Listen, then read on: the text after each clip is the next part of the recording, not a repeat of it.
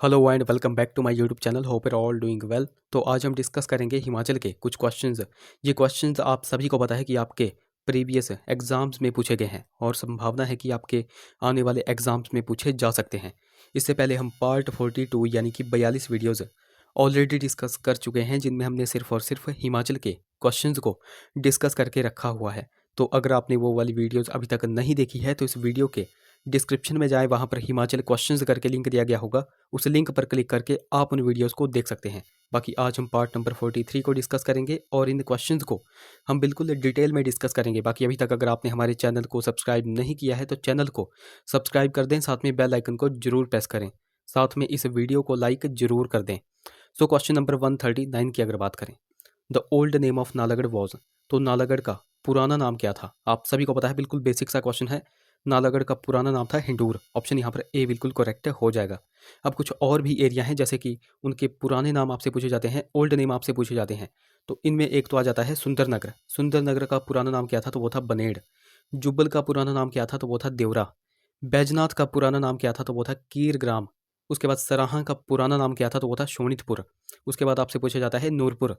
नूरपुर का पुराना नाम क्या था? तो वो था धमेरी। उसके बाद आपसे पूछा जाता है भरमौर। भरमौर का पुराना नाम क्या था? तो वो था ब्रह्मपुर। और उसके बाद नालागढ़ तो आपको पता चल ही गया कि नालागढ़ का पुराना नाम क्या था? तो वो था हिंडूर। तो ये कुछ बेसिक से पॉइंट्स हैं जो कि आपको ध्यान में रखने हैं। अगले क्वेश्चन की बात करें, क्वेश्चन नंबर हमारा 140 है। Guru Gobind Singh was invited by the ruler of which princely state to fight the Mughals, तो मुगलों से युद्ध करने के लिए किस राजसी राज्य के राजा ने गुरु गोविंद सिंह को आमंत्रण दिया था? तो किस राजा ने जो है तो मुगलों से युद्ध करने के लिए गुरु गोविंद सिंह को आमंत्रण दिया था? तो वो सिरमौर के राजा ने दिया था। ऑप्शन यहाँ पर सी बिल्कुल करेक्ट हो जाएगा। अब इसी क्वेश्चन से संबंधित एक क्वेश्चन एग्जाम में पूछा जाता है, वो मैं आपको यहाँ पर बता देता हूँ।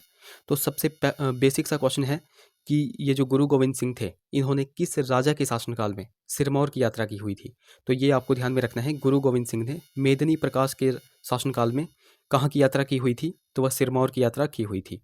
अब मेदिनी प्रकाश इंपॉर्टेंट क्यों हो जाता है? क्योंकि मेदिनी प्रकाश ने नाहन में एक मंदिर बनाया हुआ था, और वो मंदिर कौन सा था? तो वो था जगन्नाथ मंदिर। ये क्वेश्चन बहुत बार एग्जाम में बनता है और संभावना है कि आपके आने वाले एग्जाम में बन सकता है। अब जिस तरह से एग्जाम का पैटर्न चेंज हो रहा है, तो आपसे शायद पूछा जा सकता है कि जगन्नाथ मंदिर का निर्माण मेदिनी प्रकाश ने कब करवाया था, यानी कि आपसे डेट्स पूछी जा सकती हैं। देखो, डेट्स पर आपको ज़्यादा फोकस रखना है, क्योंकि जिस हिसाब से ये एग्ज़ाम का पैटर्न चेंज कर रहे हैं, उसी प्रकार हमको भी अपनी अप्रोच को लेकर के चलना है। तो ये भी आपको ध्यान में रखना है कि जगन्नाथ मंदिर का निर्माण 1681 में किसके द्वारा किया गया था? मेदिनी प्रकाश के द्वारा किया गया था। अब ये तो हमने देखा एक क्वेश्चन। अब बात करते हैं गुरु गोविंद सिंह की। तो गुरु गोविंद सिंह के बारे में कुछ एक बेसिक से क्वेश्चंस, जैसे कि गुरु गोविंद सिंह का जन्म कब हुआ था? तो वो हुआ था 1666 में। और कहाँ पर हुआ था? तो वो हुआ था पटना, बिहार में। और गुरु गोविंद सिंह की मृत्यु कब हुई थी? ये क्वेश्चन इंपॉर्टेंट है। वो हुई थी 1708 में। और कहाँ पर हुई थी? ये भी क्वेश्चन बहुत ज़्यादा इंपॉर्टेंट है। तो वो हुई थी नांदेड़ में, जो कि कहाँ पर पड़ता है? महाराष्ट्र में पड़ता है। ये दो क्वेश्चंस आपको ध्यान में रखने हैं। ये दो क्वेश्चंस भी बहुत बार एग्जाम में बनते हैं। और गुरु गोविंद सिंह कितवें नंबर के सिख गुरु थे? तो यह 10वें नंबर के सिख गुरु थे। ये भी आपको ध्यान में रखना है। अगले क्वेश्चन की बात करें, क्वेश्चन नंबर 141 की अगर बात करें, Himachal Pradesh became union territory in the year, तो हिमाचल प्रदेश को किस वर्ष केंद्र शासित प्रदेश बनाया गया था? तो यहाँ पर बात की गई है यूटी। यूटी जो है तो हिमाचल प्रदेश को कब बनाया गया था? पहले इस क्वेश्चन का आंसर देख लेते हैं। तो वो बनाया गया था 1956 में। अब इस क्वेश्चन की थोड़ी सी हिस्ट्री आपको पता होनी चाहिए कि किस प्रकार हिमाचल को पहले मुख्य आयुक्त का प्रांत बनाया गया और किस प्रकार हिमाचल को फिर जाकर के पूर्ण राज्य का दर्जा दिया गया था। तो सबसे पहले सबसे बेसिक से शुरुआत करते हैं। सबसे पहले हिमाचल को मुख्य आयुक्त यानी कि चीफ प्रोविंस का क्षेत्र बनाया गया था। कब बनाया गया था? 1948 में। उसके बाद जाकर के हिमाचल प्रदेश को ग श्रेणी यानी कि पार्ट सी स्टेट का दर्जा दिया गया था। और वो कब दिया गया, यानी कि कब बनाया गया? 1951, 1951 में। उसके बाद जाकर के हिमाचल प्रदेश को यूटी यानी कि यूनियन टेरिटरी केंद्र शासित प्रदेश बनाया गया था। तो वो कब बनाया गया था? जो कि आपसे अभी क्वेश्चन में पूछा गया था, 1956, 1956 में हिमाचल को यूटी बनाया गया था। और बाद में चल करके हिमाचल को पूर्ण राज्य का जो दर्जा है वो दिया गया था 25 जनवरी 1971 को। और यह हमारे इंडिया का कौन से नंबर का राज्य बना था? तो हिमाचल प्रदेश हमारे इंडिया का 18वें नंबर का राज्य बना था। तो ये थोड़ी सी हिस्ट्री आपको ध्यान में रखनी है। यहाँ से भी क्वेश्चन बहुत बार एग्जाम में बनते हैं, जो कि आपको बिल्कुल पता होने चाहिए। अगले क्वेश्चन की बात करें, क्वेश्चन नंबर हमारा 142 है। Kunzum pass is located in which district of Himachal Pradesh, तो हिमाचल प्रदेश के किस जिले में कुंजम दर्रा अवस्थित है? अब यहाँ पर बात की गई है कुंजम दर्रे की, तो वो कहाँ पर है? तो वह लाहौल को स्पीति से जोड़ता है। ये आपको ध्यान में रखना है कि यह किसको किसके साथ जोड़ता है। कुंजम दर्रा जो है तो लाहौल को स्पीति के साथ जोड़ता है। अब यहाँ से मैं आपको कुछ एक पॉइंट्स बताऊंगा। लाहौल को स्पीति के साथ जोड़ने वाले दर्रे आपको पता होने चाहिए।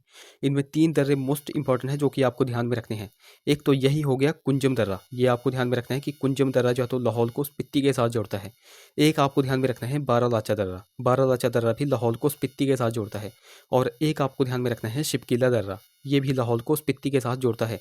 तो ये 3 दर्रे जो है तो लाहौल को स्पीति के साथ जोड़ते हैं, ये आपको ध्यान में रखना है। अब मैं आपको एक और चीज़ बताऊंगा, लाहौल को भरमौर के साथ जोड़ने वाले दर्रे, लाहौल को भरमौर के साथ जोड़ने वाले दर्रे। तो लाहौल को जो भरमौर के साथ जोड़ने वाले दर्रे हैं उनमें कौन कौन से दर्रे आ जाते हैं, ये मोस्ट इंपॉर्टेंट है, ये भी आपको बिल्कुल ध्यान में रखना है। इनमें एक तो कुगती दर्रा आ जाता है, इनमें एक तो छोबिया दर्रा आ जाता है, और एक कालीछो दर्रा आ जाता है। कौन कौन से दर्रे हैं? तो एक तो है कुगती दर्रा, एक है छोबिया दर्रा और एक है कालीछो दर्रा। यह किसको किसके साथ जोड़ते हैं? तो यह लाहौल को भरमौर के साथ जोड़ते हैं। ये भी मोस्ट इंपॉर्टेंट है जो कि बहुत बार एग्जाम में बनते हैं और बहुत बार आप यहाँ पर कंफ्यूज हो जाते हो। तो 2 पॉइंट्स मैंने आपको बताया, लाहौल को भरमौर के साथ जोड़ने वाले दर्रे और लाहौल को स्पीति के साथ जोड़ने वाले दर्रे। 3 दर्रे मैंने आपको बता दिए, ये आपको बिल्कुल ध्यान में रखने हैं। कुछ और दर्रों की भी अगर बात की जाए, जैसे कि पिन पार्वती दर्रा, पिन पार्वती दर्रा जो है तो कुल्लू को स्पीति के साथ जोड़ता है, ये आपको ध्यान में रखना है। और एक और बात करें दराटी दर्रा, दराटी दर्रा जो है तो किसको किसके साथ जोड़ता है? तो यह चंबा को पांगी के साथ जोड़ता है, ये भी आपको ध्यान में रखना है। तो ये इंपॉर्टेंट पॉइंट्स मैंने आपको यहाँ पर बताए, ये आपको बिल्कुल ध्यान में रखने हैं। अगले क्वेश्चन की बात करें, क्वेश्चन नंबर हमारा 143 है। Baspa is an important tributary of the river. तो बसपा किस नदी की सहायक नदी है? तो बसपा आप सभी को पता है कि यह सतलुज नदी की सहायक नदी है, और सतलुज जो है तो किसी भी ऑप्शन में नहीं दिया गया है, इसलिए इस क्वेश्चन का राइट ऑप्शन क्या हो जाएगा? नन ऑफ दीज, यानी कि इनमें से कोई नहीं। अब मैंने आपको यहाँ पर बता दिया कि बसपा किस नदी की सहायक नदी है, तो यह सतलुज नदी की सहायक नदी है। अब सतलुज नदी की कुछ और भी सहायक नदियाँ हैं जो कि आपको ध्यान में रखनी है। एक तो आपको बसपा ही पता चल गई, बसपा के बाद आपको कौन सी ध्यान में रखनी है? तो बसपा के बाद आपको ध्यान में रखनी है स्पीति नदी, स्पीति नदी भी आपको ध्यान में रखनी है, और एक नोगली खड्ड, ये भी आपको ध्यान में रखनी है। अब इन तीनों नदियों से बहुत से क्वेश्चंस बनते हैं, वो मैं आपको यहाँ पर बता देता हूँ। तो यहाँ से आपसे क्वेश्चन पूछा जाता है कि बसपा नदी किस स्थान पर सतलुज नदी में मिल जाती है। उसी प्रकार आपसे स्पीति नदी का भी पूछा जाता है कि स्पीति नदी किस स्थान पर सतलुज नदी में मिलती है, और नोगली खड्ड भी आपसे पूछा जाता है कि यह किस स्थान पर सतलुज नदी में मिल जाती है। तो सबसे पहले बात करते हैं बसपा नदी की।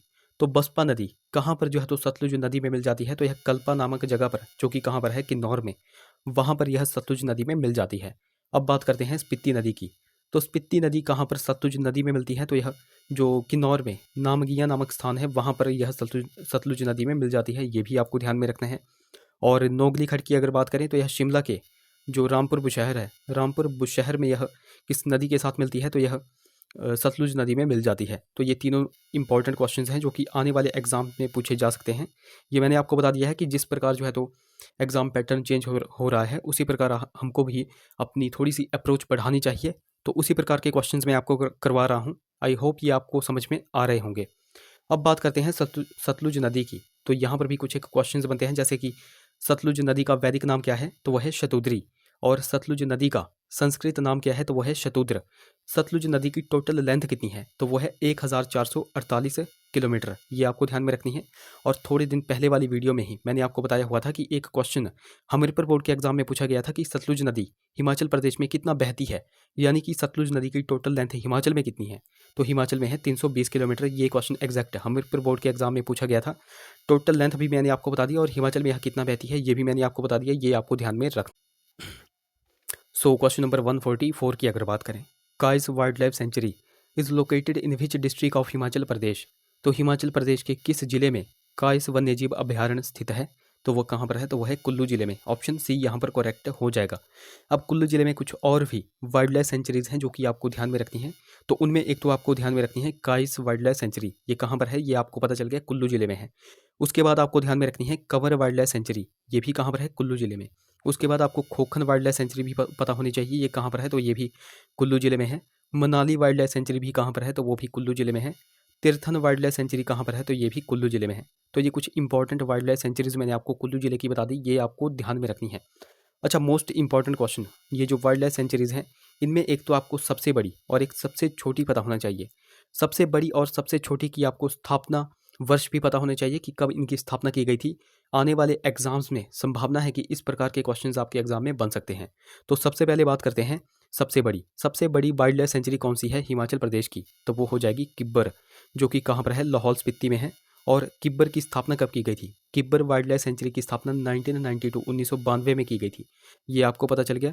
अब सबसे छोटी की अगर बात करें कि हिमाचल प्रदेश की सबसे छोटी वाइल्ड लाइफ सेंचुरी कौन सी है, तो वो हो जाएगी शिल्ली वाइल्ड लाइफ सेंचुरी, जो कि कहाँ पर है, सोलन जिले में है। और इसकी स्थापना कब की गई थी? इसकी स्थापना 1963 में की गई थी। ये क्वेश्चन एग्जैक्ट है, तो हमीरपुर बोर्ड के एग्जाम में पूछा गया है कि कब शिल्ली वाइल्ड लाइफ सेंचुरी की स्थापना की गई थी, इसलिए मैंने आपको यहाँ पर बता दिया 1963 में इसकी स्थापना की गई थी। ये आपको यहाँ पर पता चल गया। यहाँ से मैं आपसे क्वेश्चन पूछता हूँ। क्वेश्चन ये है लिप्पा असरंग वाइल्ड लाइफ सेंचुरी ये कहाँ पर है और इसकी स्थापना कब की गई थी, वो आप नीचे कमेंट्स में बता दो। अगले क्वेश्चन की बात करें, क्वेश्चन नंबर हमारा 145 है। The state bird of Himachal Pradesh is, तो हिमाचल प्रदेश का राज्य पक्षी कौन सा है? तो राज्य पक्षी कौन सा है, तो वो है वेस्टर्न ट्रैगोपन। ऑप्शन सी यहाँ पर करेक्ट हो जाएगा, पश्चिमी ट्रैगोपन।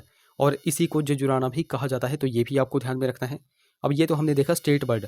कई बार आपसे स्टेट एनिमल पूछा जाता है। स्टेट एनिमल हिमाचल प्रदेश का कौन सा है, तो वो हो जाएगा स्नो लेपर्ड, जिसको हिम तेंदुआ कहा जाता है। स्टेट ट्री कौन सा है हिमाचल प्रदेश का, तो वो कौन सा है, तो वो है देवदार। और स्टेट फ्लावर कौन सा है हिमाचल प्रदेश का, राजकीय पुष्प कौन सा है हिमाचल प्रदेश का, तो वो हो जाएगा गुलाबी बुरांश। ये कुछ इंपॉर्टेंट फैक्ट आपको ध्यान में रखने हैं, जो कि मोस्ट इंपॉर्टेंट है, बहुत बार एग्जाम में बनते हैं।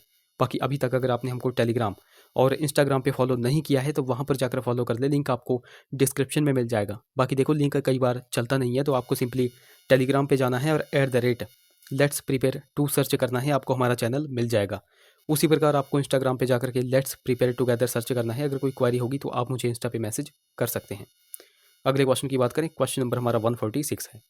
Thirot hydro electric project is constructed on which river, तो थिरोट जल विद्युत परियोजना किस नदी पर निर्मित है, तो वो किस नदी पर निर्मित है, तो वह चिनाब नदी पर निर्मित है। ऑप्शन ए यहाँ पर करेक्ट हो जाएगा। अब यहाँ पर आपका एक पॉइंट क्लियर हुआ कि ये जो थिरोट जल विद्युत परियोजना है यह कौन सी नदी पर है, तो वह चिनाब नदी पर है।